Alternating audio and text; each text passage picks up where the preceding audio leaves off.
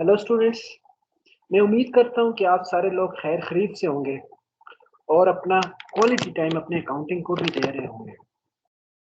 Dear students, last lecture के अंदर तो हमने अकाउंटिंग साइकिल तक अपना अकाउंटिंग कंप्लीट किया था।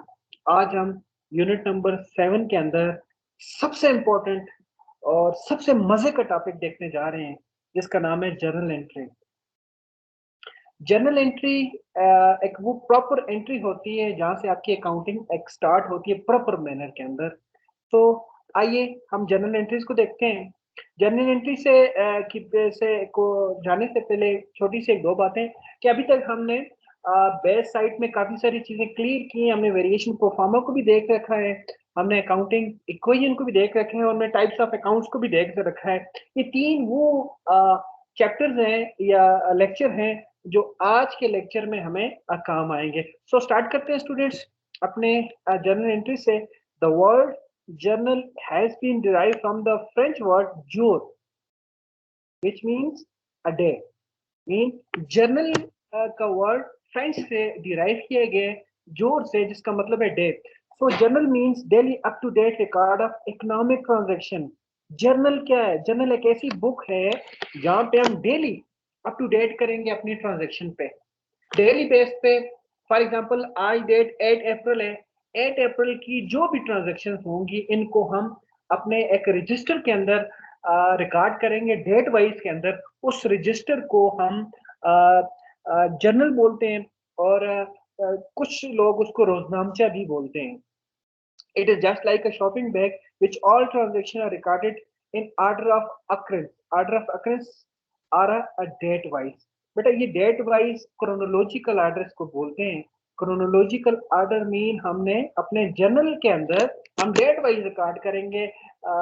कल तक 7 अप्रैल तक एंट्री होंगी, आज हम 8 डेट की एंट्री को वहां पे रिपोर्ट करेंगे। It is just like a shopping bag से मुराद मैंने आपको लेक्चर नंबर 1 की तरफ लेके जाता हूँ, जहाँ पे हमने एक इनफॉर्मल सी बातें की थी कि शॉपिंग बैग का मतलब ये होता है कि आप बाजार जा रहे हैं, जो भी ट्रांजैक्शन होती है, जो भी आप परचेज करते हैं, उसको आप शॉपिंग बैग के अंदर इंक्लूड करते हैं। इसी तरह से ऑर्गेनाइजेशन के अंदर भी अगर organisation subsidiaries books of account maintain ना करें, सिर्फ एक जर्नल मेंटेन करें, तो जो सी भी ट्रांजैक्शन होंगी वो सेल की भी हो सकती है, वो परचेज की हो सकती है, वो एसेट रिलेटेड हो सकती है, वो लाइबिलिटी रिलेटेड हो सकती है। जो भी ट्रांजैक्शन जो बिजनेस ट्रांजैक्शन है उसको फर्स्ट टाइम हमने जर्नल में रिकॉर्ड करना होता है।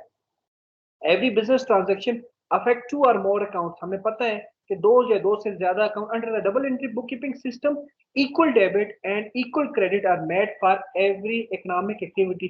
तो स्टूडेंट याद रखिएगा, आपको मालूम भी है, मुझे पता है कि हर एंट्री के अंदर हमारे पास इक्वल डेबिट और इक्वल क्रेडिट होना चाहिए। जैसे हमने अकाउंटिंग इक्वेशन के अंदर हमने प्रीवियस एक लेक्चर के अंदर देखा था कि हर जो भी ट्रांजेक्शन हम देख रहे थे उसमें हमने इक्वली दोनों साइड्स के इक्वल को लेके चलना होता है। It is a book of original entry. ये किसका बहुत एक इंपॉर्टेंट नाम है, book of original entry. Book of original entry या book of a prime entry, दो इसके नाम है। It is a first recording step. It records transaction in chronological order, again date wise. Every transaction is to be recorded in the journal. Every organization has to maintain one journal book at least. हर organisation के पास books of accounts के point of view से इंशाल्लाह 2-3 lecture के बाद हमारा books of account का लेक्चर है, तो उसमें हम डिटेल से दोनों सेट्स देखेंगे, जर्नल के भी और लेजर के भी।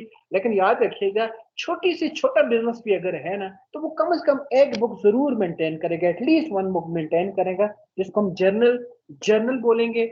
जर्नल हमारे पास अमेरिकन टर्मिनोलॉजी में इसको जर्नल बोला जाता है, और इसको ब्रिटिश टर्मिनोलॉजी के अंदर इसका एक नाम है विच इस कारण मैं यहाँ पे लिखता हूँ, प्रॉपर जर्नल। प्रॉपर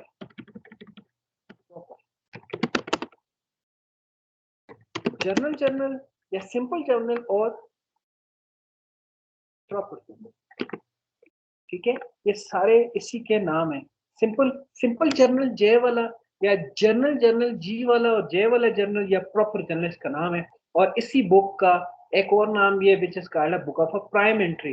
देखें इसके कितने नाम हो गए, अब देखें एक नाम इसको हो गया सिंपल जर्नल, और दूसरा नाम इसको हो गया जी बुक ऑफ ओरिजिनल एंट्री, तीसरा नाम इसको हो गया जर्नल। और लास्ट चौथा नाम इसको हो गया प्रॉपर जर्नल, और पांचवा इसका नाम होगा बुक ऑफ ओरिजिनल एंट्री। ये नाम मैं इसलिए स्टूडेंट आपको बार बार बता रहा हूँ कि एमसीक्यूज के पॉइंट ऑफ व्यू से अगर ये कोई सा भी नाम इस्तेमाल होता है किसी एमसीक्यूज के अंदर, तो उसका इशारा आपकी इसी बुक की तरफ है। Entering transaction data in the journal is known as journalizing. Simple journalising या पासिंग जर्नल एंट्री, दो चीजें होती हैं। हम अगर आपको बताएं कि जर्नलाइजिंग दिस या pass the journal entry of this transaction, तो आपकी अंडरस्टैंडिंग होनी है कि आपने इसकी जर्नल एंट्री पास करनी है। The journal makes three significant contribution to the recording process. कौन कौन सी journal in disclose in one place the complete effect of a transaction, एक ट्रांजेक्शन का एक इफेक्ट, ट्रांजैक्शन के एक जगह पे सारा फैक्ट शो होगा। तो general provide a chronological record. Yes, देखो क्रोनोलॉजिकल ऑर्डर हमें क्या फायदा, हमें इससे क्या बेनिफिट मिलेगा। फॉर एग्जांपल, आज से 2 साल बाद हमें ख्याल आया कि जी 8 अप्रैल को 2 साल पहले हमें कोई एक ट्रांजेक्शन की, उसको चेक करना है। तो आप फिर जैसे ही वो पेज पे बिल्कुल क्रोनोलॉजिकल पीछे की तरफ आएंगे तो आपको नजर आएगा पिछला साल, फिर उससे पिछला साल, फिर अप्रैल का महीना। अप्रैल के महीने में आप जाएंगे तो नीचे 8 आ जाएगी, जहाँ पे आप देख सकेंगे कि जो भी आपने चीजों को आइडेंटिफाई करना है या जो कुछ भी करना है। जनरल हेल्प टू प्रिवेंट और locate error because the debit and credit amount. देखें, हमने हर ट्रांजेक्शन के अंदर डेबिट और क्रेडिट अमाउंट को इक्वल रखना है, जिससे भी हमारे बहुत से एरर जो हैं वो लोकेट हो जाते हैं, लेकिन सारे लोकेट नहीं होते हैं इससे। ठीक है, डेबिट और क्रेडिट इक्वल रखने की वजह के बाद भी बहुत से एरर्स हैं जो हमारे इंशाल्लाह आगे एक चैप्टर होगा रेक्टिफिकेशन ऑफ एरर, जिसके अंदर डिटेल से देखेंगे। चलिए बेटा स्टार्ट करते हैं एंट्री से। What is a entry? ये लफ्ज अकाउंटेंट या एक अकाउंटिंग टीचर और स्टूडेंट बहुत ज्यादा यूज करते हैं। Pass the entry, pass the entry, ये एंट्री पास करें, या इसकी एंट्री क्या होगी? Entry single record of the business transaction is called entry. एक रिकॉर्ड, एक डेट का एक रिकॉर्ड, सिंपल एक transaction is called a entry.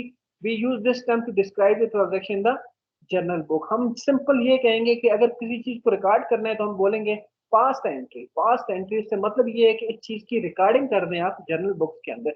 अब ओवरऑल एंट्री को देखें तो there are three part of entry. Number one, first line just after date is called debit. मैं आपको इसके में थोड़ा सा साथ साथ बता रहा हूँ। ये एक पहले हम इसको देखते हैं, पार्ट्स भी साथ साथ देखेंगे। ये फॉर्मेट है जर्नल का, फॉर्मेट है प्रॉपर जर्नल का फॉर्मेट है। सबसे पहले सेंट्रलाइज आपकी जर्नल, जर्नल लिखो, क्योंकि ये प्रॉपर जर्नल है, ये कोई सब्सिडरी जर्नल नहीं है।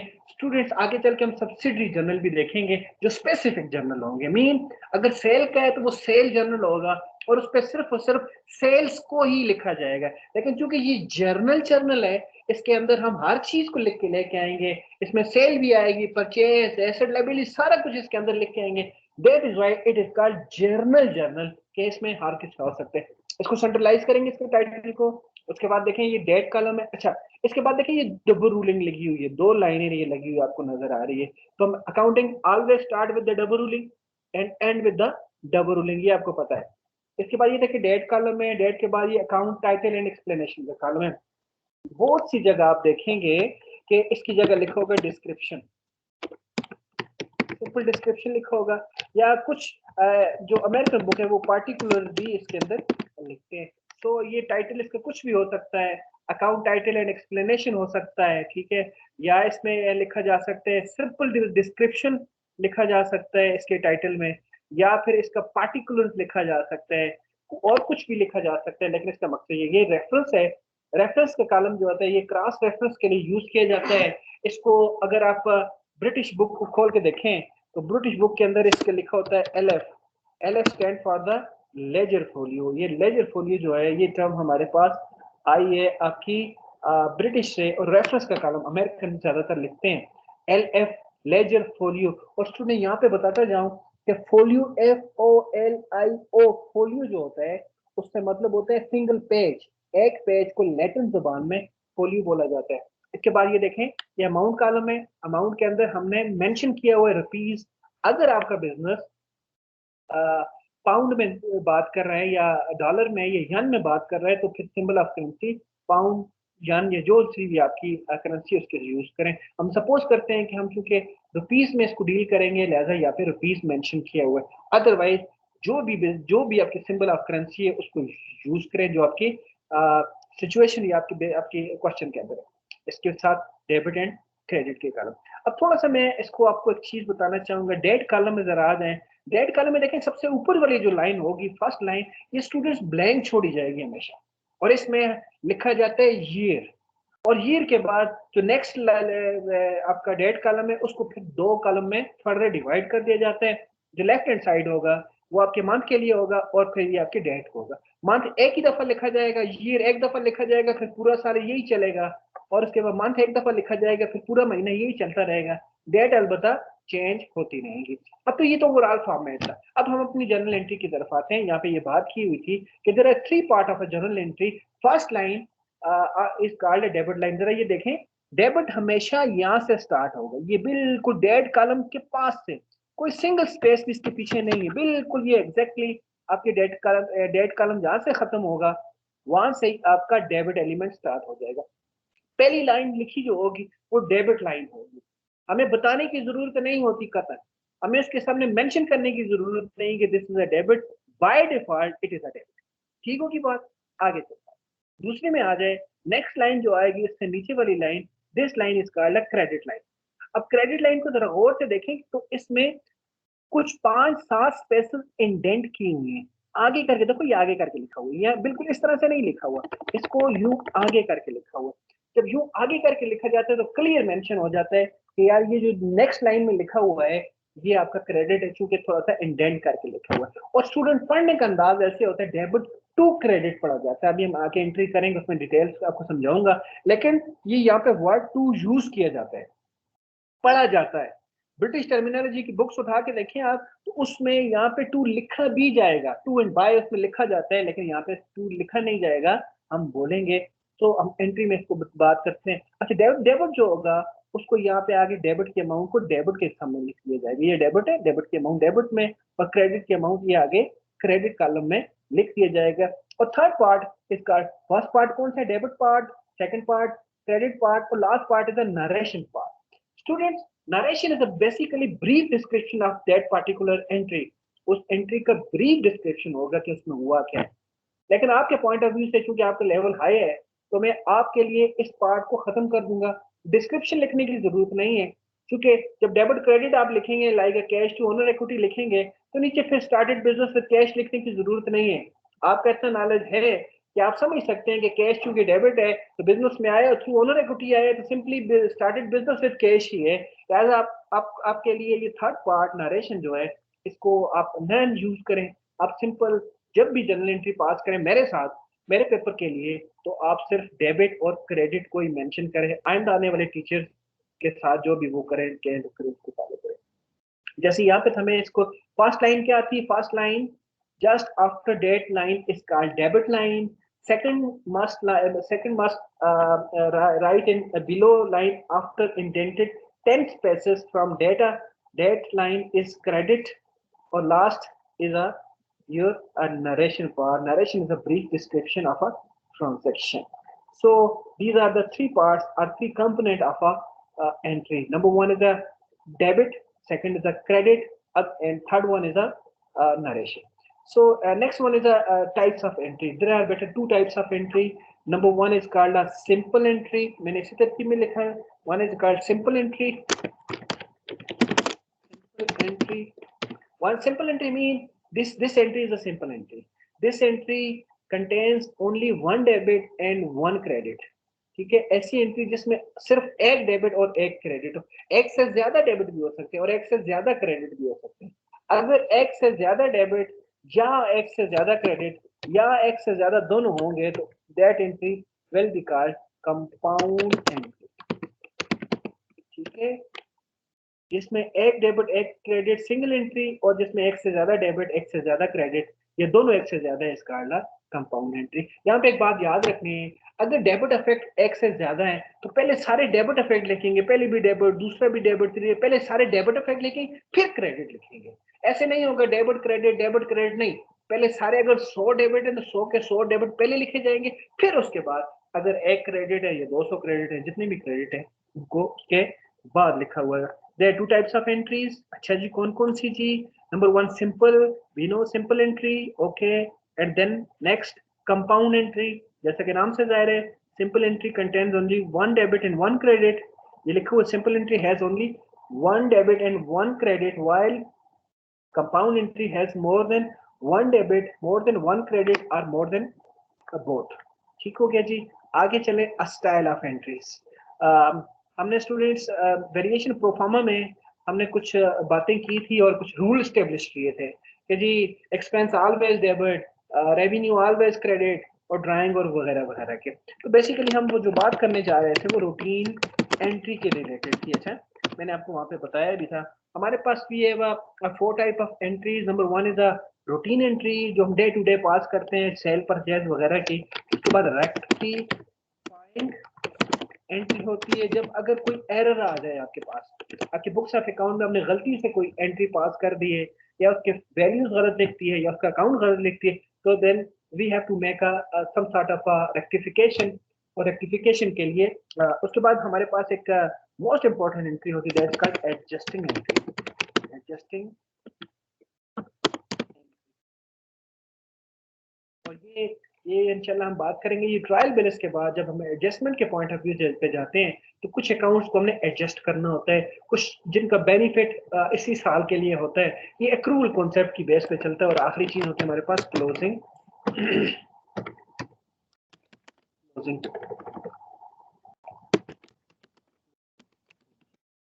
तो आखिरी सेकंड लास्ट स्टेप होता है जब हमारे सारे बुक्स ऑफ अकाउंट को हम क्लोज कर रहे होते हैं, इसको क्लोज करते हैं।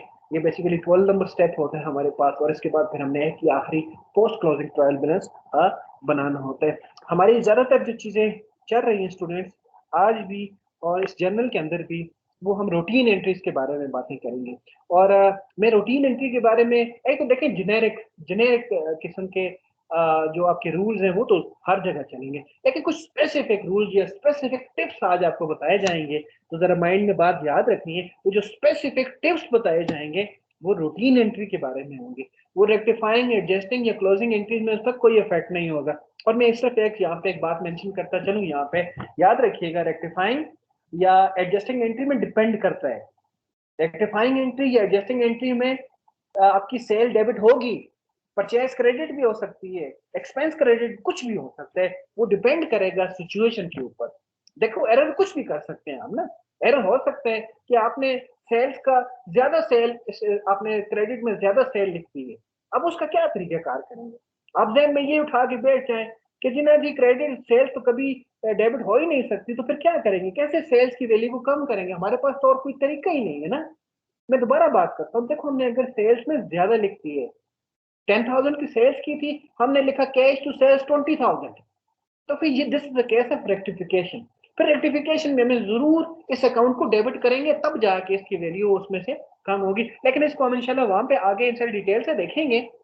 तो आज के लिए मैं सिर्फ इतनी सी बात करता हूँ कि आज जो भी हम बातें करेंगे या इवन हमने अकाउंटिंग वेरिएशन प्रोफार्मा में कुछ रूल्स और कुछ टिप्स अपनी तरफ से जो ऐड किए थे, उनका भी स्टूडेंट्स याद रखिएगा। उनका सिर्फ रिलेशन जो है आपकी रूटीन एंट्री के साथ है।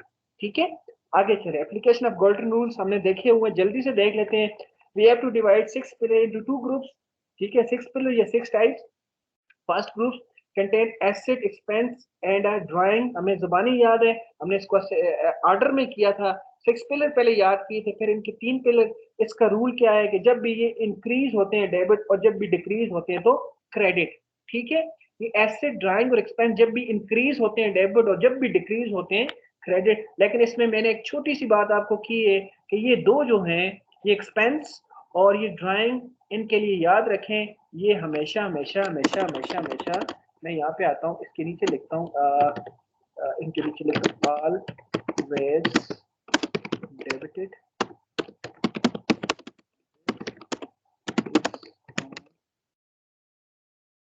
Routine entry.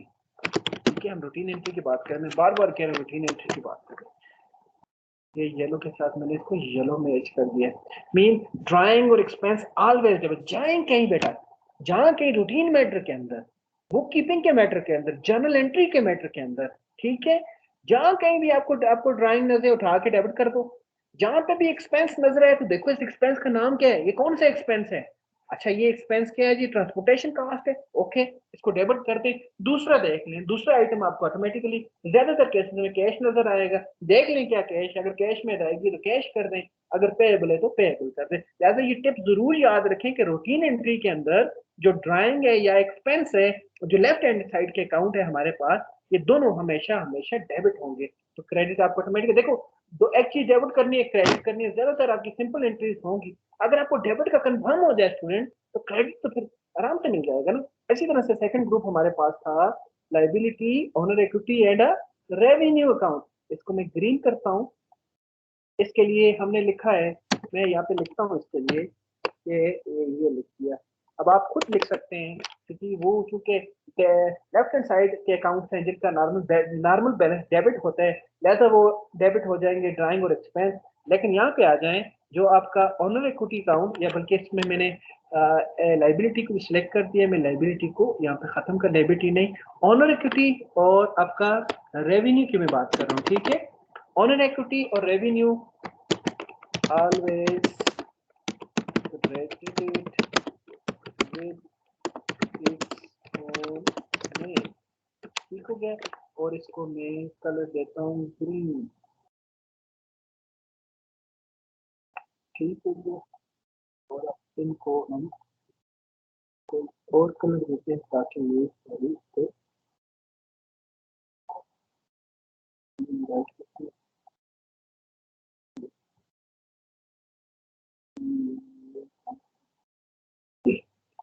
Student of courses को जरा देखें। आपको मुझे पता है, याद भी है कि हमारे पास एक जेनेरिक तो ये रूल है कि जो आपका एसेट है, आपका ड्राइंग और एक्सपेंस है, ये तो ये जब भी इंक्रीज होंगे डेबिट और डिक्रीज होंगे क्रेडिट। और इसके साथ आपको थोड़ा सा टिप दिया गया कि ये इसमें ड्राइंग और एक्सपेंस जो है वो ऑलवेज डेबिट होंगे अपने नाम के साथ। इसी तरह से लाइबिलिटी, ऑनर इक्विटी और रेवेन्यू हमेशा जब भी इंक्रीज होगा तो क्रेडिट होगा, चूंकि ये left hand right hand side के अकाउंट है, इसका नॉर्मल बैलेंस क्रेडिट होता है और वाइस वर्सा। लेकिन इसमें याद रखिएगा जो ऑनर इक्विटी और रेवेन्यू है, ये देखो देखो आपको पता चले फी रिसीव, कि आपने फीस रिसीव की है तो फीस क्रेडिट कर रहे हैं। डेबिट आप सोच लेंगे यार फिर क्या रिसीव किए, कैश किए ना, यस कैश रिसीव किए। इसी तरह से सेल्स आ जाती है, तो आपको पता है सेल्स हमेशा क्रेडिट है, तो देख लें डेबिट में क्या है, अकाउंट रिसीवेबल है, अकाउंट रिसीवेबल करते हैं, कैश है कैश कर दें। इसी तरह ऑनर इक्विटी की बात है, ऑनर इक्विटी इन्वेस्ट किया ओनर ने, तो ऑनर इक्विटी को क्रेडिट कर दें, हमेशा क्रेडिट होगी। डेबिट में देख लें क्या क्या इन्वेस्ट किया उसने, बिल्डिंग लेके आया, लैंड लेके आया, इन्वेंट्री लेके आया, कैश लेके आया, जो सी चीजें लेके आए वो सारी को डेबिट करें और ऑन इक्विटी को क्रेडिट करें। रूल देखिए वो अगेन कि ऐसे ड्राइंग एंड एक्सपेंस का जो जेनेरिक रूल है वो यही है कि ये जब भी इंक्रीज होते हैं डेबिट और जब डिक्रीज होते हैं तो क्रेडिट। और इसके अपोजिट रूल है आपकी इसका ये लाइबिलिटी, ऑनर इक्विटी और रेवेन्यू का, कि ये जब भी इंक्रीज होते हैं इनको क्रेडिट लगता है और डिक्रीज होते हैं इनको डेबिट लगता है। ये स्टूडेंट्स ये रूल्स बड़े गौर से देखें, ठीक है, इन्हीं को अप्लाई करेंगे। अब इनको ज्यादा गौर से देखने के बजाय आपने एप्लीकेशन की जरूरत है। जब भी अप्लाई करें तो जरा जरूर एक एक एक सेकंड के लिए जरूर सोचें कि यार हमने कौन सा रूल अप्लाई किया, और ये रूल पहले हमने इसमें क्या सीखा था, जो सीखा है तो ठीक है सीखा है, अप्लाई ठीक है, ओके आगे चलते हैं।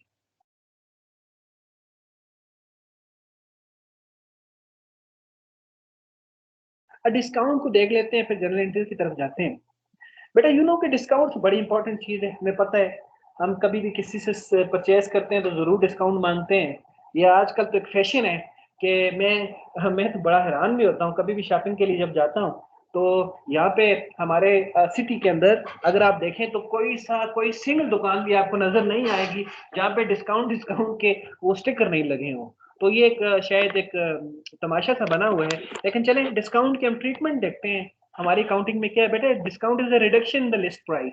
जो मेन प्राइस होती है उसको लिस्ट प्राइस हम बोलते हैं, जो प्राइस किस चीज के ऊपर लिस्ट होती है, और उसमें अगर कोई आपको कमी की जाए तो that is called your discount.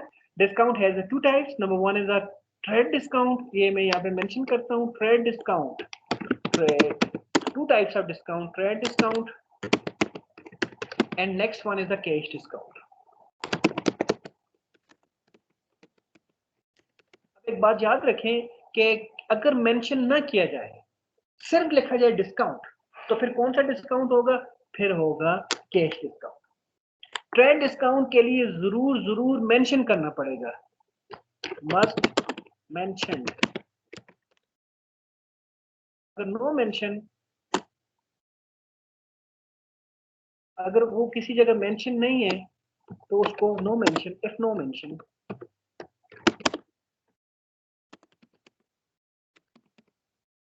उसको हम कैश डिस्काउंट कंसिडर करेंगे।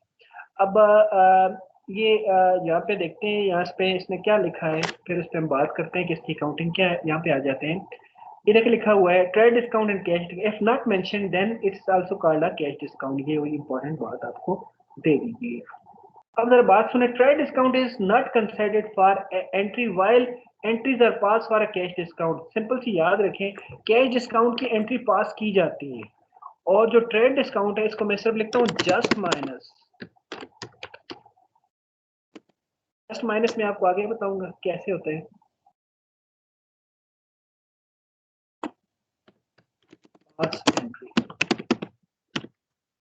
अब अगर आप गौर से देखें, यही एक फर्क है आपके के ट्रेड डिस्काउंट और कैश डिस्काउंट का, कि ट्रेड डिस्काउंट के अंदर मैं इसको हाईलाइट करता हूँ, ट्रेड डिस्काउंट के अंदर स्टूडेंट्स आपको आपके अमाउंट में से सिर्फ माइनस कर दिया जाएगा। ट्रेड डिस्काउंट को कभी एंट्री के अंदर नहीं लेके आएंगे। एंट्री का वो डेबिट एस्पेक्ट या क्रेडिट एस्पेक्ट जो सभी है उसको हम नहीं लेके आएंगे। हम सिर्फ और सिर्फ एंट्री के अंदर जो हमारा कैश डिस्काउंट है उसी को हम सिर्फ लेके आएंगे, हम ट्रेड डिस्काउंट को नहीं लेके आएंगे। ठीक हो गया, आगे चलते हैं।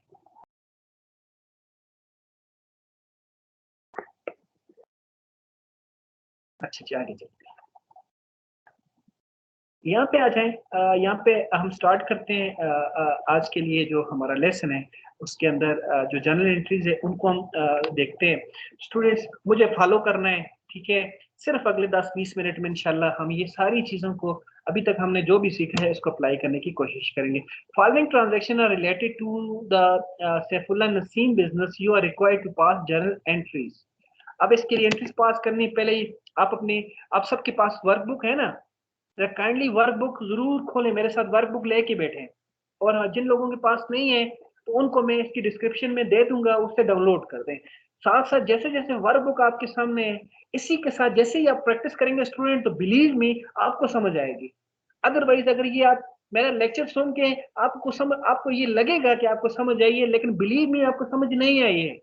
अकाउंटिंग उस वक्त समझ आती है जब बंदा अपने हाथों से उसकी प्रैक्टिस करता है, उसको लिखता है, तो समझ आती है अकाउंटिंग। अदरवाइज अकाउंटिंग सिर्फ सुनने से या देखने से समझ नहीं आती।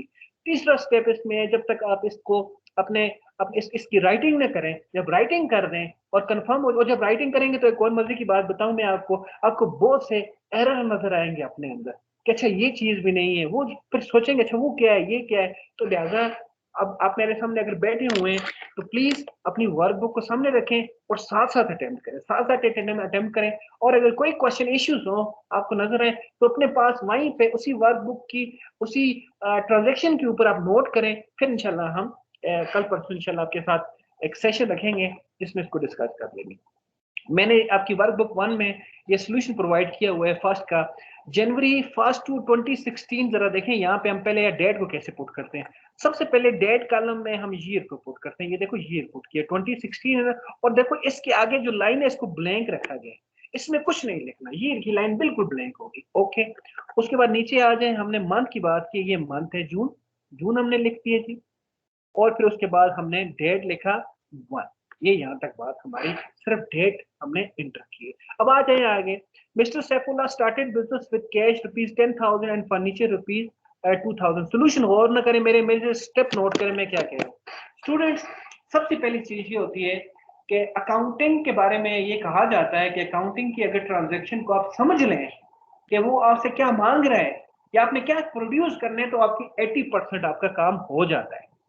सो माय रिकमेंडेशन कि जी आप ट्रांजैक्शन को कम से कम 2 दफा पढ़ें और उसको समझने की कोशिश करें, even in your own language, in your own style, के हुआ क्या है यार इसके अंदर। ठीक है, फिर आपको काउंटिंग करना आसान हो जाएगी। सैफुल्लाह ने स्टार्ट किया बिजनेस जी, ठीक है, तो 2 चीजें वो लेके आए हैं, एक कैश लेके आए हैं, एक वो फर्नीचर लेके आए। ओके, और चूंकि Saifullah is the started business है तो हमें पता है जो भी बिजनेस का ओनर होता है उसे ओनर्स इक्विटी बोलते हैं। अब जरा थोड़ा सा लेके आओ ना, टिप माइंड में आया ना कि ओनर्स इक्विटी और रेवेन्यू हमेशा हमेशा क्रेडिट होगा रूटीन एंट्री के अंदर, this is a routine entry. लिहाजा ये देखें हमने ओनर्स इक्विटी को उठा के पहले क्रेडिट कर दिया, ठीक है। अब देखो, अब हमें पता है कि ये बाकी दो चीजें जो है वो एसेट्स हैं, कैश भी एसेट है और फर्नीचर भी एसेट है। जैसा कि मैंने पहले भी आपको बताया, मैं फिर बताता हूँ कि याद रखो, इंक्रीज डिक्रीज का कॉन्सेप्ट जो है वो आप बिजनेस के पॉइंट ऑफ व्यू से सोचेंगे। इंक्रीज डिक्रीज का कॉन्सेप्ट आप कभी भी ओनर के पॉइंट ऑफ व्यू से या थर्ड पार्टी के पॉइंट ऑफ व्यू से नहीं सोचेंगे। अब मैं देखता हूँ कैश और फर्नीचर के बारे में, मैं देखता हूँ कैश जो है वो मेरा एसेट अकाउंट है। इससे पहले मेरे बिजनेस में कोई कैश नहीं था। अब 10,000 आ गए, लिहाजा बिजनेस में कैश इंक्रीज हुआ है। कैश इंक्रीज, एसेट इंक्रीज, लिहाजा फर्नीचर की एसेट है, बोथ एसेट आर इंक्रीजिंग। और हमें रूल का पता है कि जब भी एसेट आपके इंक्रीज हो जाएंगे उसको डेबिट लगेगा। लिहाजा ये देखो, हमने कैश और फर्नीचर दोनों को, हमने कैश को डेबिट किया, उसके अमाउंट 10,000 डेबिट उसके सामने लिखी, फिर उसके बाद फर्नीचर को डेबिट किया और उसके सामने लिखा, और फिर ऑनर इक्विटी को हमने लिखा। और देखें, ये सिर्फ आपके समझाने के लिए यहाँ पे मेंशन है कि जी जो आपकी नरेशन है, नरेशन इस तरह से होती है, नरेशन पैरेंथेसिस में होती है, ठीक है, ब्रैकेट्स में होती है, और ब्रीफ ब्रीफ ब्रीफ डिस्क्रिप्शन, इसमें कोई रूल नहीं है। आप इसमें लिख लें स्टार्टेड बिजनेस बात, ये भी आपकी नरेशन काफी है, ठीक है। और मैंने आपको बताया कि आप इसको ना लिखें, आपकी लिखने की जरूरत नहीं है। आप आपकी आप समझ सकते हैं। अच्छा, एक चीज, अब बात यह है कि इसको पढ़ना कैसे है। अगर इसको मैंने एंट्री पास की है कागजों में तो ठीक, एंट्री पास की हुई है, अब इसको पढ़ना कैसे? इसको पढ़ना ऐसे, कैश 10,000, फर्नीचर 2,000, टू वाला टू, ओनर्स इक्विटी 12,000।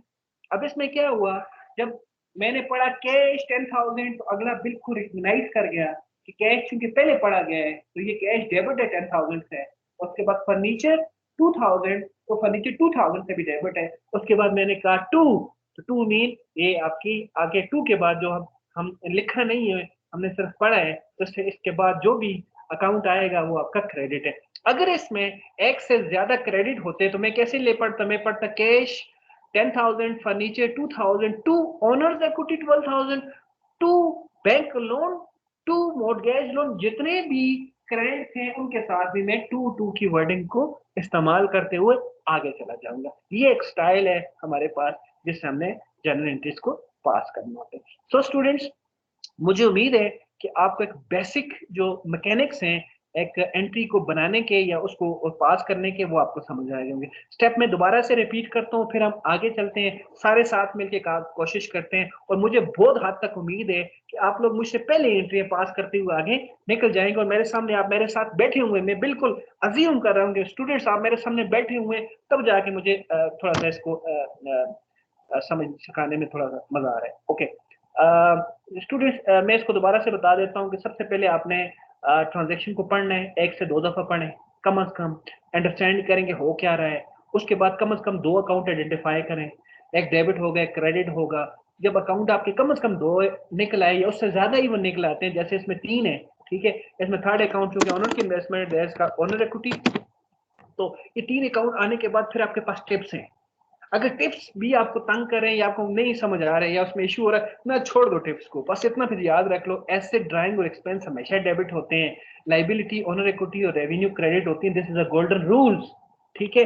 अगर आपको ये थोड़ी सी चीज नहीं आ रही तो जनरल जो रूल्स हमारी बुक्स में चल रहे हैं उन्हीं को फॉलो करें, जिस चीज में आप कन्वीनियंट है। मैं जितने भी मुझे चीजों को मालूमात है मैं आपको दे रहा हूं, लेकिन फॉलो आपने उन चीजों को करना है जो जिसमें आप कंफर्टेबल है, ठीक होगी। अच्छा जी, उसके बाद फिर आपने जब आप अकाउंट को आइडेंटिफाई कर दें तो फिर उसमें सोचें कुछ कंफर्म अकाउंट आपको नजर आ जाएंगे, जैसे ओनर इक्विटी कंफर्म नजर आ गया कि चूंकि ओनर इक्विटी अकाउंट हमारा रूटीन एंट्री है, इसके अंदर क्रेडिट होगा तो आपने इसको क्रेडिट कर दिया। बाकी दो को गौर से देखा तो दोनों एसेट थे, बिजनेस पॉइंट ऑफ व्यू से इसकी इंक्रीज डिक्रीज को सोचा तो वो दोनों इंक्रीज हो रहे थे, दोनों को डेबिट कर दिया। आगे चलता हूँ, ये आगे जी, आगे हमारे पास जो ईयर है वो 2016 में, पहले से ईयर लिख लेता हूँ मैं यहाँ पे। अच्छा, ये चूंकि अलग अलग है, अच्छा ये अलग अलग दिया हुआ है इसलिए अलग अलग लिखना पड़ रहा है, अदरवाइज इसको लिखने की फिर जरूरत नहीं होती, सिर्फ लाइन यहाँ से यहाँ तक ही ड्रॉ की जाती है। ये गौर से सुनिएगा। अच्छा, अगर ये एक फॉर्मेट में हम काम कर रहे होते ना तो हम ये करते कि ये जब एक ट्रांजेक्शन कंप्लीट हो जाती तो सिर्फ इसके अकाउंट टाइटल और एक्सप्लेनेशन को सिर्फ लाइन लगती है यहाँ तक, बस आगे लाइन नहीं होती क्योंकि ये जुड़ा हुआ होता है। और फिर बार बार डेट भी नहीं लिखी जाती और ईयर और मंथ नहीं लिखा जाता, डेट बार बार लिखी जाती है। फिर इसको हम चलते हैं, ये तो अलग अलग फॉर्मेट है, जैसे कुछ ना से देखेंगे। डेट 5 थी, अच्छा जी, इसमें आ जाए जी, purchase merchandising goods on credit from Ali store. अब इसमें सबसे पहली जो चीज हमें नजर आई वो परचेज अकाउंट है, एक बात। दूसरी जो है वो अली स्टोर की बात की जा रही, दो चीजें हमें नजर आई हैं स्टूडेंट्स। एक चीज आपको याद है हमने डिस्कस की हुई है, मैं रिपीट करता हूं कि परचेज या बाट के साथ, परचेज खरीदने को बोलते हैं आपको, और बाट भी खरीदने को बोलते हैं, और कोई ऐसी टर्म अगर यूज होती है इंग्लिश के अंदर जिसका मतलब खरीद रहे हैं, उसके साथ अगर ये दो दो वर्ड यूज हो, ये वाली, ये दोनों यहाँ पे मेंशन की हुई है, नॉर्मली एक यूज हो, एक मर्चेंडाइज यूज हो या मर्चेंडाइजिंग यूज हो या गुड्स यूज हो, तो याद रखें this is your expense account. अगर ये एक्सपेंस है और ये एक्सपेंस है तो इससे कौन सा अकाउंट जनरेट होता है, परचेज जनरेट होता है। अब हमें पता है परचेज एक्सपेंस है, डेबिट होगा, हमने लिख लिया। उसके बाद दूसरी चीज हमने क्या आइडेंटिफाई की थी, देखो ये चीजें खरीदी हैं, अगर परचेज के साथ किसी एसेट का नाम होता तो उस एसेट को लिख देते हैं हम। अगर लिखा होता परचेज फर्नीचर तो हम फर्नीचर को डेबिट कर देते, लेकिन यहाँ पे लिखा हुआ है तो परचेज मर्चेंडाइजिंग या गुड्स। जब भी परचेज के साथ मर्चेंडाइजिंग या गुड्स का वर्ड आएगा तो आपको याद है इंशाल्लाह कि आपका परचेज अकाउंट जनरेट होगा, और परचेज अकाउंट आपने लिख दिया। अब जरा सुनो ना, अब परचेज आपने चीजों का किया है, ठीक है, एक्सपेंस डेबिट हो गया है, तो यार उसके अगेंस्ट या तो आप कैश देंगे या उधार करेंगे। तो इसमें क्या हुआ है, इसमें आपने उधार किए, और उधार इज योर लाइबिलिटी अकाउंट। और लाइबिलिटी अकाउंट को क्या होता है, देखिए इससे पहले आपकी लाइबिलिटी नहीं थी, आपने अली स्टोर को कुछ पैसे नहीं देने थे, लेकिन आप देने हैं, लिहाजा अगर आपने पैसे देने हैं तो लाइबिलिटी जब भी इंक्रीज होती है उसको क्रेडिट लगता है, लिहाजा this is your liability account. तो इसको हम लिखेंगे पूरा, अगर लिखना चाहें तो हम लिखेंगे अकाउंट पेबल अंडरस्कोर, ताकि हमें पता लगे किस बंदे को देना, अली स्टोर। साथ जरूर मेंशन करें तो जो भी आपका क्रेडिटर है उसका नाम जरूर आपने मेंशन करना है। वैल्यू कितनी है, 5000 और 5000। स्टूडेंट्स इसके बाद आगे चलते हैं। देखो नेक्स्ट आ गया sold goods merchandising on credit. एक सी बात है, वहां पे परचेज किए तो यहाँ पे सेल कर दिए, और सेल के पॉइंट ऑफ व्यू से बहुत हद तक याद रखना सेल्स, और ये देखो ये भी क्रेडिट सेल्स है, यहाँ पे क्रेडिट परचेज था, ये क्रेडिट सेल्स है। अगर परचेज हमेशा डेबिट होता है, सेल्स हमेशा क्रेडिट होता है, इसमें तो कोई मसला नहीं है। और सेल्स के अगेंस्ट क्या होता है, देखो सेल्स दो तरह से होती है, या तो सेल्स कैश में होती है, आपको कैश मिलता है, या आपको एक वादा मिलता है, अकाउंट रिसीवेबल जिसको बोलते हैं। तो इसमें कैश में क्या हुआ है, आपको वादा मिला है, अगर वादा मिला है तो वादा भी आपका एसेट होता है, वादा इंक्रीज हुआ, एसेट इंक्रीज हुआ, अकाउंट रिसीवेबल। स्कोर कौन सा है, अहमद ब्रदर्स नाम लिखा, और टू सेल्स, सेल्स की केस से याद है ना, सेल्स हमेशा हमेशा परचेज में केसेस हैं, लेकिन सेल्स में कोई ऐसा केस नहीं है जिसमें सेल्स आपका रूटीन एंट्री की बात कर रहा हूँ, सेल्स आपका डेबिट और सेल्स हमेशा क्रेडिट होता है, सेल हमेशा क्रेडिट होता है। और फिर सिर्फ देख लीजिएगा कि जो सेल्स की है उसके अगेंस्ट आपको कैश मिला है, कैश डेबिट करें, अगर कैश नहीं मिला तो फिर वादा मिला होगा, वादा डेबिट कर दें, या सम टाइम मिक्स भी होता है, आपको आपने सेल्स की है, पार्शियली सेल आपने कैश में की है और पार्शियली आपने अकाउंट रिसीवेबल में की है, तो फिर वो पार्शियली पार्शियली काट कर दें और दोनों को प्लस करके सेल के अमाउंट में ऐड कर दें, 6000।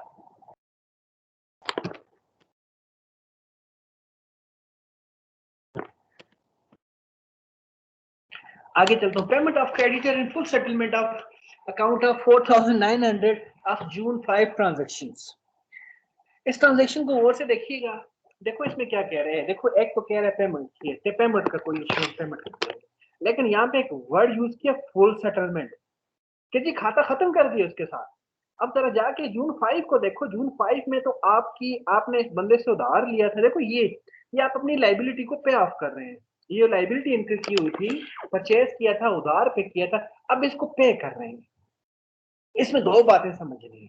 पहली बात ये है कि ये चूंकि लाइबिलिटी था, 5 डेट में लाइबिलिटी इंक्रीज हुआ था तो उसको क्रेडिट लगा। अब आपने जाके डेट नंबर 15 के अंदर आप अपनी लाइबिलिटी को पे ऑफ कर रहे हैं, तो क्या होगा, पहले अगर लाइबिलिटी इंक्रीज हुई थी तो उसको क्रेडिट लगा था, अब डिक्रीज हुई है तो क्या लगेगा, डेबिट लगेगा। हम इसी अकाउंट को उठाते हैं यहाँ से, लिख लेते हैं account payable underscore Ali store एक बात। लेकिन आगे एक और चीज समझनी है, चीज ये समझनी है कि वो कह रहे हैं कि हमने उसको जो पेमेंट की है वो 4900 में हमने फुल सेटलमेंट कर दी है। मीन देना कितना था 5000 ना, दिया कितना 4900 और खाता खत्म कर दिया उसके साथ। दिस मीन हमने we have earn 100 rupees of a discount, हमने 100 रुपए का डिस्काउंट किए।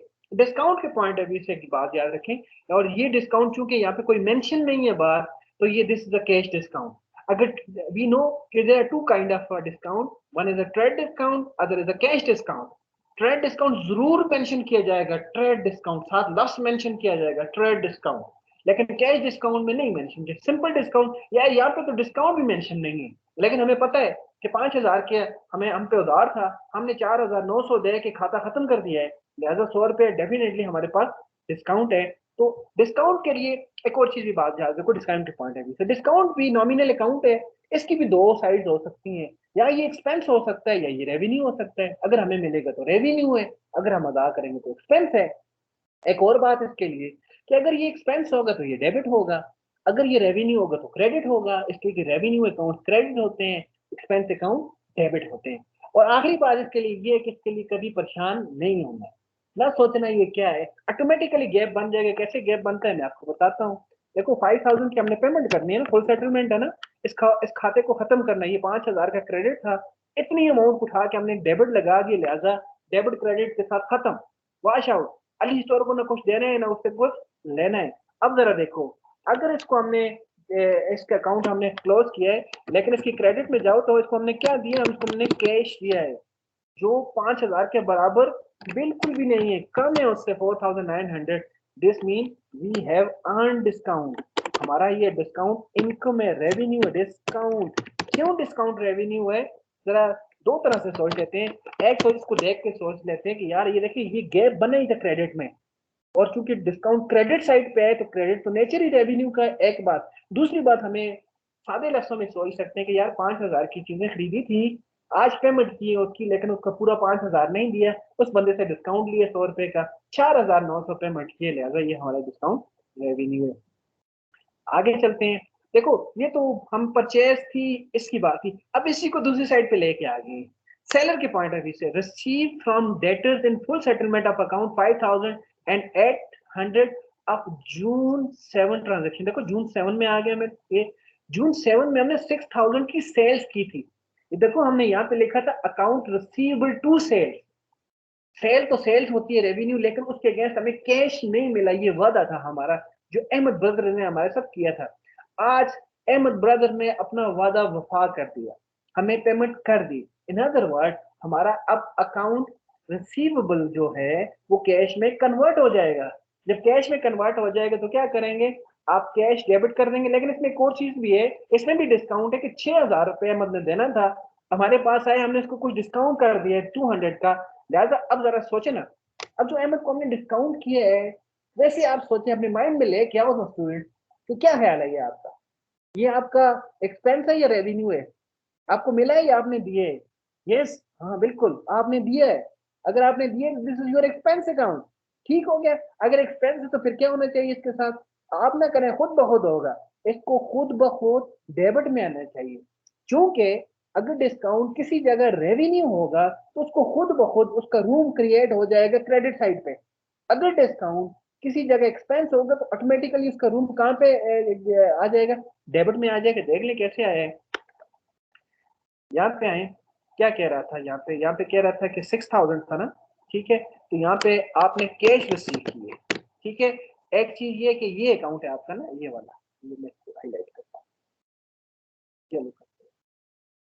देखो ये अकाउंट रिसीवेबल है और अब ये रिसीव हो गए, खाता खत्म हो गया। अगर ये खाता खत्म हो गया तो ये पहले डेबिट था, अब इसको क्रेडिट लगा के इससे जान छुड़ाओ, और इससे जब जान छुड़ाएगी तो आपको क्या मिलेगा, आपको कैश मिलेगा। कितना मिले, 5800, 5800।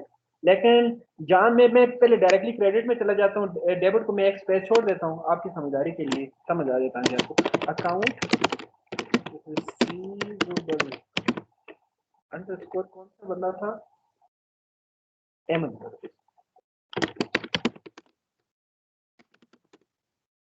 इससे हमने लेने थे 6000, हमने 6000 का 6000 खत्म कर दी। लेकर देखो ये मैंने आपके लिए रूम छोड़ा था, अब रूम कहाँ पे बन गया, डेबिट में बन गया ऑटोमेटिकली ना, कि डेबिट में 5800 है और हमने चूंकि अपना अकाउंट रिसीवेबल खत्म करने 6000 के साथ, तो वी नीड टू अलाउड, और this discount is called discount allowed. एक और टर्म भी याद आएगी, जो आपका डिस्काउंट एक्सपेंस होता है उसको डिस्काउंट अलाउड भी बोला जाता है, और जो डिस्काउंट आपका रेवेन्यू होता है उसको डिस्काउंट रिसीव्ड बोला जाता है। ये याद रखिएगा कॉन्सेप्ट में। उसके बाद आगे चलें तो ये बहुत सिंपल है। ये बंदा है 500 वर्ड प्राइवेटली यूज बाय ड्राइंग। कभी भी कोई ड्रॉ होता है, हमें पता है drawing always debit, drawings to क्या लेके गया, कैश लेके गया, cash. 500 was privately used by the Saifullah, you know Saifullah is the owner, और उसने अगर प्राइवेटली खुद अपने जाती मकसद के लिए यूज किए 500, तो ड्राइंग डेबिट हो जाएगा और कैश आपका क्रेडिट हो जाएगा। ड्राइंग ऑलवेज डेबिट, कभी भी नजर है। Purchase furniture of worth ₹60,000 having a 10% trade discount. देखो कैश डिस्काउंट तो हमने डील कर दिया, अब कैसा है ट्रेड डिस्काउंट का। मैं आपको थोड़ा सा पीछे लेके जाना चाह रहा हूँ, जहाँ पे हमने इसके लिए एक बात लिखी थी, दो बातें लिखी थी। देखो यहाँ पे हमने लिखा था कि ये मस्ट मेंशन, देख लो यहाँ पे टी डिस्काउंट मेंशन है, ट्रेड डिस्काउंट या सिंपल टी डिस्काउंट भी लिखा जाता है, ट्रेड डिस्काउंट। दूसरा कि ये जस्ट माइनस है। इसमें देखो, इसमें हमने अभी किया है कि हो भी सकता है डिस्काउंट मेंशन हो और हो भी सकता है कि ना मेंशन हो। अगर नहीं मेंशन तो कैश डिस्काउंट है और कैश डिस्काउंट की एंट्री होती है। एंट्री से मतलब क्या है कि देखो ये आपको ट्रांजेक्शन के अंदर डिस्काउंट नजर आया ना, आपको आपको अकाउंट डिस्काउंट का यहाँ पे भी नजर आ रहा है और यहाँ पे भी नजर आ रहा है, और ये इसीलिए नजर आ रहा है कि ये कैश डिस्काउंट है, लेकिन ट्रेड डिस्काउंट में नजर नहीं आता। और यहाँ पे मैंने जो इंपॉर्टेंट बात लिखी थी वो ये है, जस्ट माइनस, जस्ट माइनस, बस सिंपल। आपने ओवरऑल वैल्यू से माइनस करके लिखना है, बस बाकी कुछ नहीं लिखना, उसके वैल्यू करते। Purchase furniture of worth ₹60,000 having 10% discount, यहाँ पे आ जाए फर्नीचर आपने परचेज किया, okay furniture is your asset account. Analyse भी करते हैं साथ साथ ना, किसी परचेज फर्नीचर है, मर्चेंडाइजिंग गुड्स नहीं है, ये फर्नीचर है। फर्नीचर है तो फर्नीचर बिजनेस में आया, एसेट इंक्रीज हो गया, ओके, और एसेट इंक्रीज हुआ तो आपने फिर क्या किया, आपने उसके अगेंस्ट कैश पेमेंट की, furniture to cash, to cash, yes. लेकिन यहाँ पे क्या था, 10% ट्रेड डिस्काउंट। ट्रेड डिस्काउंट पहले 10% कैलकुलेट करें, हम 10% कैलकुलेट करते हैं, यहाँ पे कैलकुलेट करते हैं 60,000 मल्टीप्लाई बाय 10%, 6000। मतलब डिस्काउंट कितना आ गया, 6000। और यहाँ वहां पे मैंने क्या लिखा था, जस्ट माइनस, सिर्फ आपने वैल्यू से माइनस कर दें। 60,000 से 6000 माइनस किया तो आपके पास रिमेनिंग वैल्यू 54,000। बस आपने आपका जो भी डिस्काउंट निकलेगा अंडर द ट्रेड डिस्काउंट, आपने उसको मेन वैल्यू से जो आपकी लिस्ट प्राइस है उसमें से जस्ट माइनस कर देना है। बाकी बुक्स ऑफ अकाउंट में ट्रेड डिस्काउंट को मेंशन नहीं किया जाता। मेरी बात मुझे उम्मीद है आपको समझ आ गई होगी। यहाँ पे 60,000 था और चूंकि ट्रेड डिस्काउंट था, हमने 10% ट्रेड डिस्काउंट ऑन 60,000 कैलकुलेट किया, जो बना 6,000। फिर हमने 6,000 को जो ओरिजिनल अमाउंट थी, 6,000 को ओरिजिनल अमाउंट कितनी थी, 60,000, ठीक है। मैं इसको यहाँ पे लिख देता हूँ ताकि आपको याद रहे। हमने 60,000 में से हमने माइनस करा 6,000 को, तो वी गेट वैल्यू ऑफ 54,000। ये ओवरऑल हमारा प्रोसीजर था, ठीक है। और यू नो के ट्रेड डिस्काउंट में जस्ट माइनस किया जाता है उसकी वैल्यू को, और हम उसके अकाउंट को लेके नहीं आते। 28 की बड़ी सिंपल एंट्री, पेड सैलरीज, हमें पता है salaries is expense account, expense always debit, या इन अदर वर्ड एक्सपेंस जब भी इंक्रीज होंगे डेबिट होंगे तो एक्सपेंस हमेशा ही इंक्रीज होते हैं। एक्सपेंस में तो डिक्रीज का क्या चांस है, कोई चांस नहीं है। इसलिए डिक्रीज जो होता है वो एक्सपेंस नहीं होता, वो रेवेन्यू हो जाता है, ठीक है, रेवेन्यू बन जाते हैं। चले, जो भी आपको बेहतर लगे अपने माइंड में रखें, एक्सपेंस हमेशा डेबिट होंगे। सो स्टूडेंट्स, ये हमने अभी तक कुछ ट्रांजेक्शन को देखा है जिसमें मोटी मोटी ट्रांजेक्शन जो नॉर्मली आप देखेंगे आप अगर कोई बुक्स भी उठा लें उसमें भी आप देखेंगे ये ट्रांजेक्शन फ्रीक्वेंटली आएंगी। अब एक दो चीजें और हम देखते हैं आज के लेक्चर के लिए। एक बड़ी इंपॉर्टेंट बात यहाँ पे मैं आपसे करना चाहूंगा।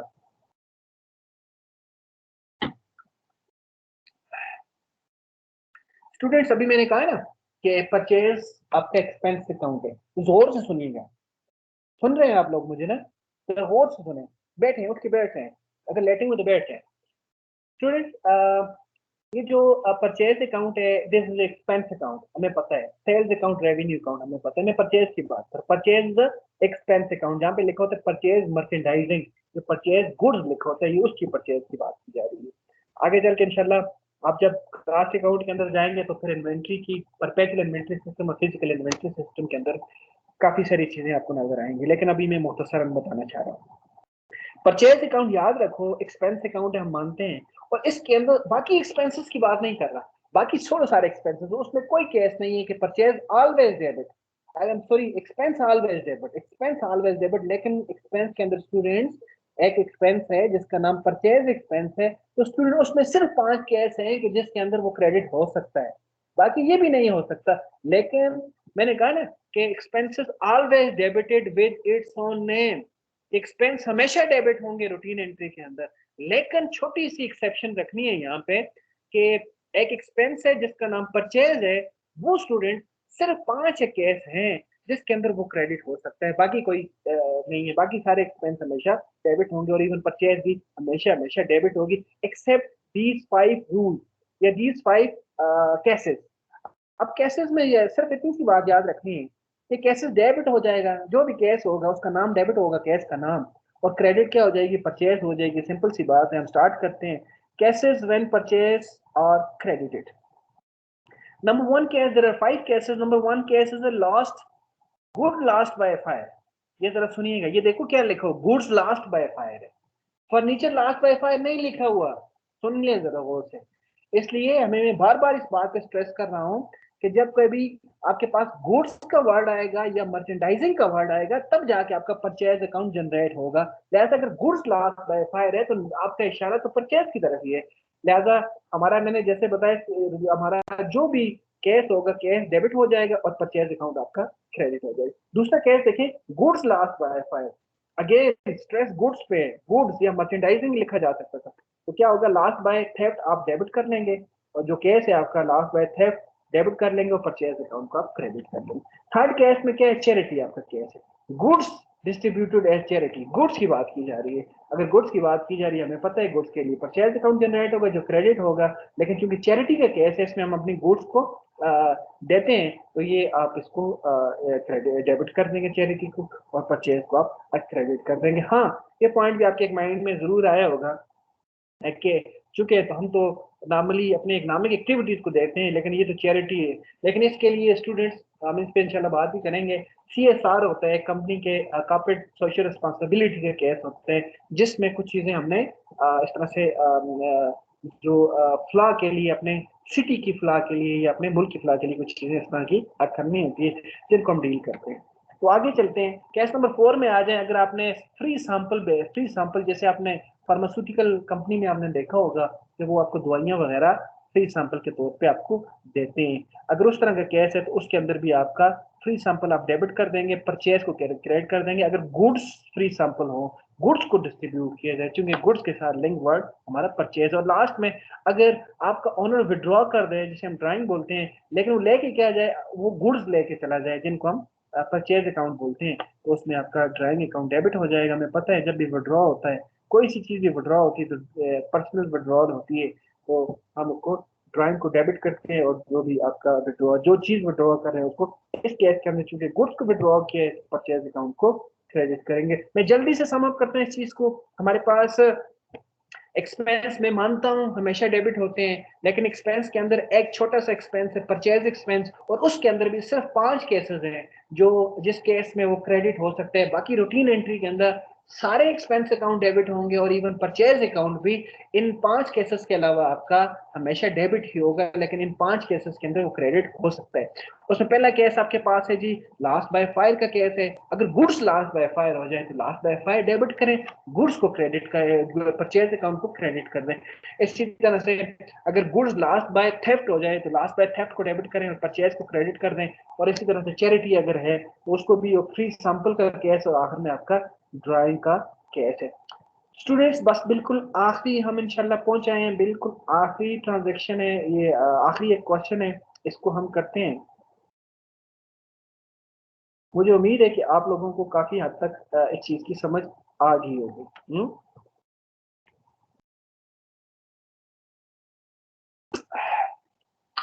The table below indicates the account that would be debited and credited for each of the transaction. Number one, provide services to the customer on account. देखो दो इसमें अब आपने करना क्या, अगर पहले इसका इसका सीक्वेंस समझ लेते हैं कि इसके अंदर हमने करना क्या है। तो स्टूडेंट इसके अंदर हमने सिंपल इतना सा करना है कि ये आपको कुछ ब्लैंक स्पेसेस दी हुई हैं और कुछ आपको दिए हुए, एक साइड पे अपने अकाउंट डेबिटेड और एक साइड पे अपने अकाउंट क्रेडिट। ये इनफॉर्मल सी एक प्रैक्टिस समझे इसको, ये कोई फॉर्मल रूलिंग नहीं है। अब पहली ट्रांजेक्शन आपको बना के दी हुई है तो provide services to customer on account. देखो हमने सर्विसेज प्रोवाइड किए। यहाँ पे मैं एक मेंशन करना चाहूंगा एक बात कि जो रेवेन्यू होता है वो हर बिजनेस के रेवेन्यू का नाम डिफरेंट होता है। कुछ बिजनेसेस हैं जैसे एक मर्चेंडाइजिंग बिजनेस है, इसमें इनके रेवेन्यू का नाम सेल्स होता है। लेकिन कभी भी आप किसी डॉक्टर को या लॉयर को या किसी टीचर को आप नहीं कह सकते कि ये टीचर सेल कर रहा है, नहीं। हालांकि उसका भी रेवेन्यू ही है, लेकिन उसकी रेवेन्यू का नाम फी हो सकता है, कुछ और रेवेन्यू हो सकता है, सर्विसेज रेवेन्यू हो सकता है, वॉट एवर। तो काइंडली देखा करें कि बिजनेस क्या है, किस नेचर का बिजनेस है, और जिस नेचर का बिजनेस है उसी नेचर के साथ उसका आपने चूंकि उसको अटैच करना है उसका नाम। तो अगर आपको किसी बिजनेस के नाम में इश्यू हो तो ये ब्रॉडर टर्म है सर्विसेज रेवेन्यू या सिंपल रेवेन्यू आप लिख लें तो आपकी आपकी बात ठीक हो जाएगी। तो provide services to customer on account है। ऑन अकाउंट का मतलब उधार में प्रोवाइड की किसी बंदे को सर्विसेज, तो सर्विसेज जो रेवेन्यू अकाउंट हमेशा क्रेडिट होगा, और चूंकि कैश नहीं मिला तो अकाउंट रिसीवेबल आपका डेबिट हो गया सेल्स के। सेकंड में चले जाते हैं जी, ये होगी जो हो जाए इसको मैं ये ग्रीन करता हूँ। Purchase land by paying cash. देखो this is a conversion in asset side. आपने आपने परचेज किया लैंड, तो land is your asset account, asset is increasing while cash is also asset account, लेकिन कैश इज डिक्रीजिंग। जो increase हो रहा है उसको डेबिट करो, जो डिक्रीज हो रहा है उसको क्रेडिट करो। Cash to land to cash, land to cash. जी आगे चलते हैं। आगे क्या है जी, purchase and insurance policy that will cover the 2 year. देखो यहाँ पे 2 ईयर की बात की जा रही है ना। यू नो ना 2 year is a capital expenditure जिनका, और that is your asset account. अगर विद इन 1 ईयर कवरेज होती तो that will be your expense account. Expense होता है तो सिंपल से expense always debit, insurance to cash entry pass करते, लेकिन सिंपल थोड़ा सा इसमें हम करेंगे प्रीपेड इंश्योरेंस कर देंगे, prepaid insurance to cash. Cash already mention है। इसका मतलब क्या है कि इसका मतलब ये है कि ये हमारी ऑलरेडी, अगर ये ट्रांजैक्शन में 3 की बात की जा रही है, अगर बेटा थ्री नंबर ट्रांजैक्शन जो है वो हमारी अगर simple coverage with in year coverage होती, 2 महीने चाहे 4 महीने 12 महीने तक की कवरेज होती, तो हम सिंपल यहाँ पे लिखते हैं insurance to cash, insurance expense या इंश्योरेंस टू कैश। उस केस में इंश्योरेंस हमारा एक्सपेंस होता है, goes to the income statement, उसको हम देख रहे होते हैं। लेकिन चूंकि इंश्योरेंस इस केस के अंदर हमारा एक्सपेंस नहीं है, that is our asset account, हम इसको यूज करेंगे। तो चूंकि 1 साल से ज्यादा के लिए ये है, 2 साल 5 साल 10 50 साल जितने का भी हो, लेकिन बियॉन्ड 1 ईयर हो तो उसके साथ हम प्रीपेड लगा के उसको एसेट बना देते हैं। 4 पे चलता हूँ। Acquire cash by issuing common stock. बहुत सिंपल सी बात है, आपने कैश एक्वायर कहते हैं रिसीव करने को, लिया और क्या किया, उसका सोर्स क्या है, common stock. Common stock is your owner equity या शेयर होल्डर इक्विटी इसको हम बोल सकते हैं। तो सिंपल सी बात है, cash to common stock, cash to common stock, it is a part of a equity, this is a kind of owner equity। अच्छा, you know कि in company most probably there are two type of stock shares, one is called a common stock or equity stock। And second one is called a preferred stock और preference stock. ठीक है, ये दो चीजें होती हैं। Receive payment from the customer for services that will be provided over the next 6 months। आपने advance में किसी से भाई पैसे ले लिए हैं। देखो, अगर अभी पैसे ले लो और अभी सर्विसेज दे दो तो सब सिंपल सी बात है, कैश टू सर्विसेज रेवेन्यू या रेवेन्यू, मैं ब्रॉडर टर्म इस्तेमाल करता हूँ, कैश टू रेवेन्यू हो गया, आपका मिल गया। लेकिन पैसे ले लिए, सर्विसेज नहीं दिए, तो that is not your revenue account, that is your unearned revenue, that become your liability account। तो सिंपल सी बात है, कैश टू unearned revenue या unearned services whatever, cash to unearned services या unearned services में ज्यादा की unearned services revenue, ठीक है, या unearned, सिंपल ज्यादा टर्म अच्छी लगेगी, unearned revenue। कि हमने बार बार unearned revenue की टर्म यूज की, तो यहाँ पे भी आप unearned revenue की टर्म यूज करें, ज्यादा बेहतर होगी। और unearned सर्विसेज भी ठीक है और unearned सर्विस रेवेन्यू भी ठीक है। बात ये ना स्टूडेंट्स कि ये अनअर्न्ड लिख के इसको लायबिलिटी बना दिया गया कि आपने पैसे तो ले लिए लेकिन सर्विसेज नहीं दी है। जिसके लिए मैंने एग्जांपल आपको एक ट्रांसपोर्टेशन कंपनी की दी थी कि जी हम अगर कंपनी को एडवांस में हम पेमेंट कर दें तो वो कंपनी के पॉइंट ऑफ व्यू से जरा सोचें, तो वो कंपनी का रेवेन्यू नहीं है अभी, जब तक वो कंपनी हमें सर्विसेज ना दे दे। तो जब तक वो कंपनी सर्विसेज नहीं देगी वो उसकी अनअर्न्ड में कंसिडर की जाएगी, और यू नो कि unearned is your liability account. आगे चलते हैं, cash deposit into bank account, simple सी बात है, this is also conversion into bank and cash account. Cash का बैंक में कन्वर्जन है, डिपॉजिट किया है बैंक अकाउंट डेबिट हो जाएगा और कैश क्रेडिट हो जाएगा। आपके पास देखो कैश कम हो गया ना, कैश मेरे पास 20 लाख रुपए थी, जिसमें से 5 लाख मैंने बैंक में डिपॉजिट कर दिया, अब बैंक में 5 लाख हो गए, 15 लाख मेरे पास है। लिहाजा आपकी कैश कम हुई है लेकिन साथ साथ बैंक आपका इंक्रीज हुआ है। बहुत अकाउंट आ रहा है, एसेट अकाउंट, एक इंक्रीज दूसरा डिक्रीज, कन्वर्जन है। ठीक हो क्या? 6 जी। आगे क्या कह रहे हैं, परचेज गुड्स बाय चेक। यहाँ पे देखो हमने कैश पेमेंट नहीं की, एक तो ये परचेज गुड्स है, परचेज कोई एसेट नहीं है, एसेट का नाम नहीं आएगा यहाँ पे सिर्फ परचेज का नाम आएगा, इसलिए कि परचेज गुड्स और परचेज मर्चेंडाइजिंग के लिए परचेज का वर्ड यूज किया जाता है। लेकिन चूंकि इसकी पेमेंट थ्रू बैंक है, चेक है, purchase purchases to bank account हमारे पास आ जाएगा। क्योंकि हमने पेमेंट जो की है वो थ्रू हमने बैंक की हुई है, लिहाजा ये हमारे पास बैंक आ जाएगा। अगर ये कैश में पेमेंट होती तो कैश क्रेडिट हो जाता है, यहाँ पे चूंकि चेक में पेमेंट है। Drew cash from bank from office use. देखो दो चीजें होती है ना, एक हमारे पास ऑफिस यूज होता है और एक हमारे पास पर्सनल यूज होता है। पर्सनल यूज जब भी आएगा वो तो ड्राइंग की है, उसमें तो दूसरी बात ही नहीं। लेकिन चूंकि ऑफिस यूज है तो इसका मतलब है कैश आपका, इसी ट्रांजेक्शन जो ऊपर वाली ट्रांजेक्शन थी जहाँ पे कैश को हमने डिपॉजिट किया था, बैंक अकाउंट को डेबिट करके कैश को क्रेडिट किया था, अब ये वाइस वर्सा हो जाएगी। हमने विड्रॉ किया कैश, कैश आपके पास आ जाएगी, कहाँ से आएगी, बैंक से आएगी आपके पास, आपका बैंक इस कैश के अंदर क्रेडिट हो जाएगा। इस ट्रांजेक्शन को जरा गौर से देखें, मैं इसका कलर चेंज करता हूँ येलो, और इसको इसके साथ चेंज करते हैं। अब आपको समझ आ गई होगी, 6 ट्रांजेक्शन में हमने क्या किया था, हमने अपनी कैश को उठा के बैंक में डिपॉजिट किया था।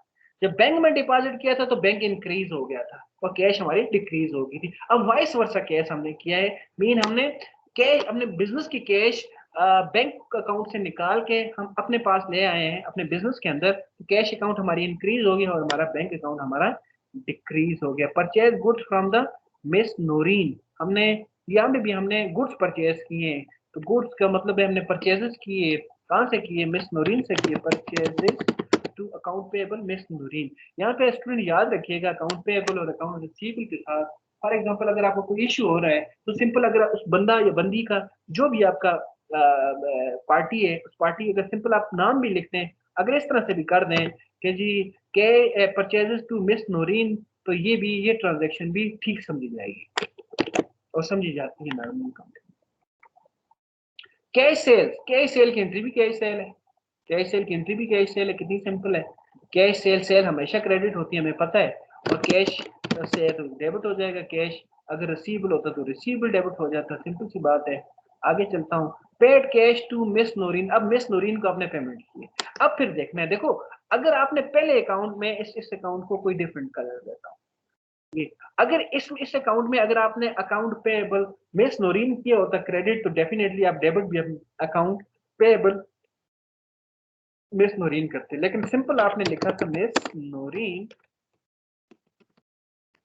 यहाँ पे आपने मिस नूरीन लिखी, ठीक है। किसको पेमेंट किए? देखो एक बात सुनो, जरा गौर से देखो, देखो यहाँ पे आपने परचेज तो किया, लेकिन साथ साथ लाइबिलिटी क्रिएट कर दी, मिस नूरीन की लाइबिलिटी, ठीक है। और अब क्या है, अब आपने मिस नूरीन की लाइबिलिटी को पे ऑफ कर रहे हैं, लिहाजा पे ऑफ कर रहे हैं तो उस लाइबिलिटी को डेबिट किया, ये डेबिट क्रेडिट के साथ आपस में कैंसिल होगा। अब जरा देखो इन 4 ट्रांजेक्शन के बाद, बल्कि 2 ट्रांजेक्शन और 4 इफेक्ट के बाद रू क्या बन गया, हमारे पास क्या बच गया, हमारे पास ये बच गया ना, हमारे पास ये बच गया cash to purchases to cash, क्योंकि ये मिस नोरीन हमने इससे पहले क्रेडिट किया था, अपनी लाइबिलिटी इंक्रीज किया था, अब लाइबिलिटी डेबिट करके ये आपस में कैंसिल हो गया ना। मीन अब हमने मिस नोरीन को और तो पैसे नहीं देने, जो चीजें हमने इससे ली थी उसकी पेमेंट हो गई है, लिहाजा हमारा खाता उसके साथ खत्म हो गया, डन। आगे चलता हूँ, नेक्स्ट में आए। अच्छा जी,